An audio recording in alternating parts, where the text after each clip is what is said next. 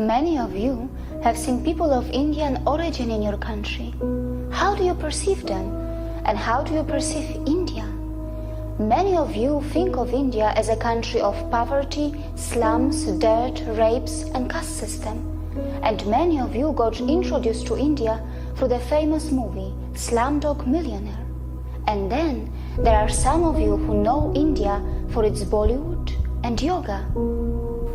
Well, it is not entirely your fault that you think this way, and there is no doubt that India does have its imperfections, but India is definitely not what we are shown in our countries. Like many of you, I was also a victim of the mainstream media in my country until I ended up living in India and started to keenly observe this country. And of course, to understand India and its mechanism, one really needs to have fine-tuned senses.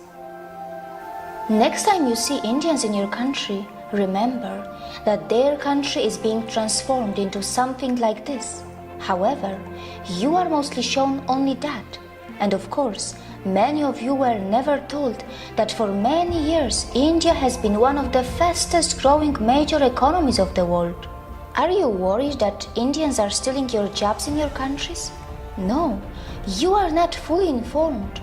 Perhaps you do not know that Indians are also providing thousands of jobs in your country, and they are doing it in different parts of the world. There are more than 800 Indian companies in the UK, which employ around 110,000 people.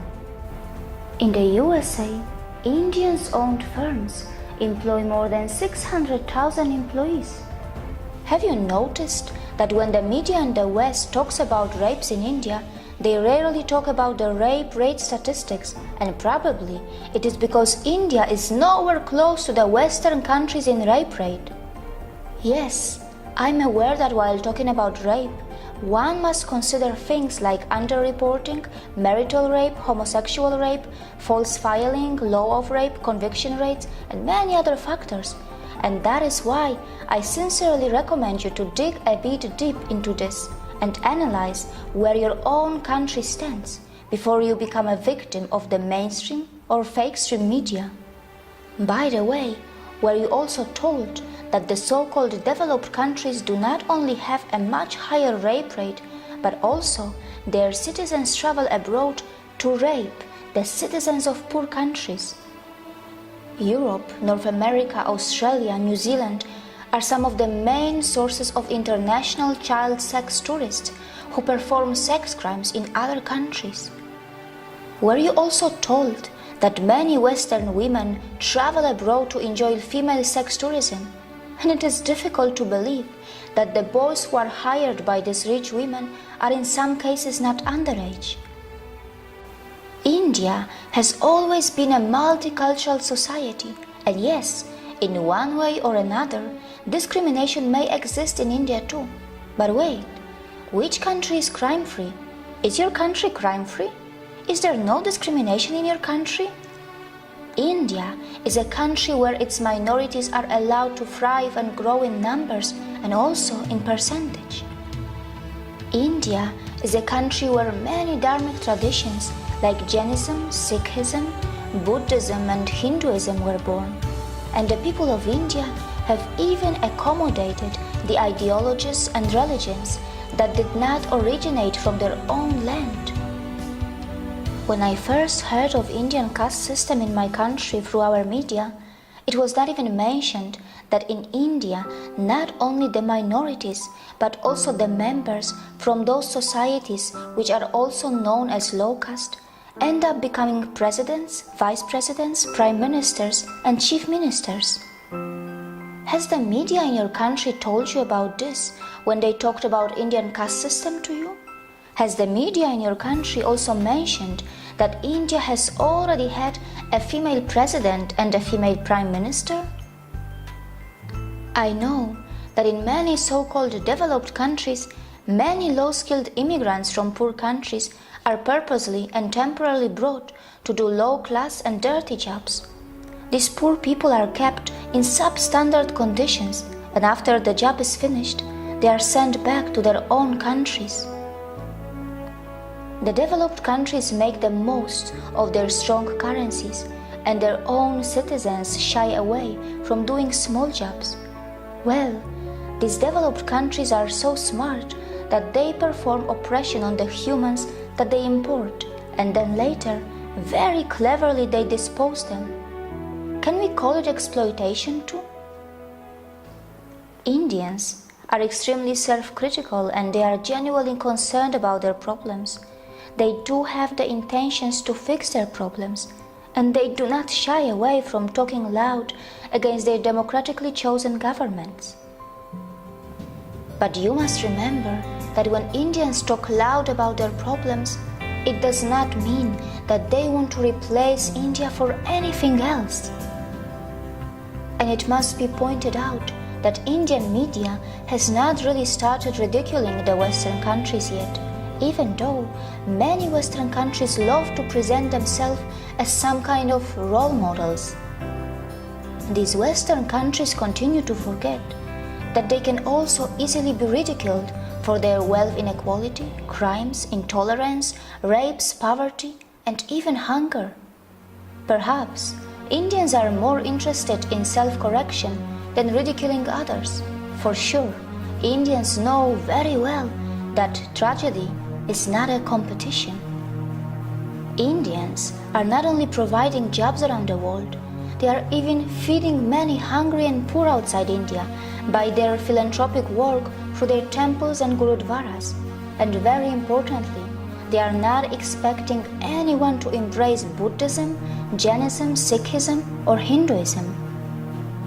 There is no doubt that India does need to improve its modern waste management infrastructure, as many of its streets continue to look dirty, even though an average Indian produces far lesser waste than an average American or European.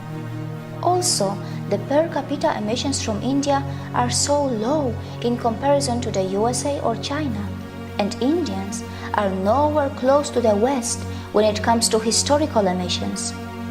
For all these years, you were told about the poor sanitation of India, but you were never told that Indians were also the pioneers in ancient sanitation system long before the Western countries got civilized. But of course, it shouldn't matter today. Even after 70 years of its independence, India is still not open defecation free. The government of India is running some massive scheme to build millions of toilets, and only time will tell if that is going to be enough or not. Not many people know that when it comes to defecation, some citizens in the Western countries have a strange addiction, or rather a disorder, and this is where a potential exchange can take place between India and the West. India can bring the latest sanitation system techniques from the West, and the West can benefit from the authentic yoga from India that can help those Western citizens who are suffering from such disorders or addictions. But of course, it can only happen if the Western societies are brave enough to address their embarrassing problems and not just sweep them under the rug, as it is very well known that such kind of disorders and addictions have been reflecting in the Western adult film industry as well. Not many people know that India has nuclear weapons, and it is said that India has the fourth strongest military in the world. But India does not believe in muscle flexing like China or the USA, and neither it believes in expansionism. And yes, India is not a world leader in everything. It's not a world leader in earning money by selling weapons. It stands nowhere when it comes to earning money by selling crude oil. However, its space agency, ISRO, does earn money by sending satellites in space for a very cheap price, fulfilling the satellite dreams of poor countries, and also by helping the advanced countries which want to save money. India is not a leader in the porn industry, and neither it is a top destination for sex tourism. Mostly, Indians are just very simple and kind-hearted people, and only some of them know that their land was the richest in the world for thousands of years, and it was gradually pushed into poverty as it was exploited, looted, and colonized by its invaders and colonizers. And these unfortunate victims who have just tasted their independence after centuries of oppression and atrocities are finally rebuilding their country in an extremely democratic environment that may slow down things a bit for them, but at least their system attempts to involve everyone in the rebuilding of their nation. The good news is that India's rise is unlikely to cause any country a demographic trouble, as India's dharmic institutions are not interested to convert you from your religions. Not just that, we are not really going to face any brown supremacy, even though Indians themselves come in all skin colors and features. It is also highly unlikely that Indians will hate you, even though many of you may have developed prejudices against them because of the mainstream media houses, which for some special reasons are overplaying and sensationalizing their problems. Indians are gentle, accommodating, compassionate, hospitable, and yes, they do not have a fake smile. Their smiles are still very real, and most importantly, they are forgiving. Look how they even welcome the people from the land of their ex-colonizers in their country, even today. Before you comment on India, remember that the countries which were never colonized will not easily understand what it means to suffer from a post-colonial identity crisis. India may have its imperfections, and in this process of rebuilding, it will make its share of mistakes, and it will learn from them. Perhaps we also need to learn how to build a relation with Indians on equal terms, with mutual respect, without feeling superior or inferior, while focusing a bit more on ourselves to address our own embarrassing problems. See you again.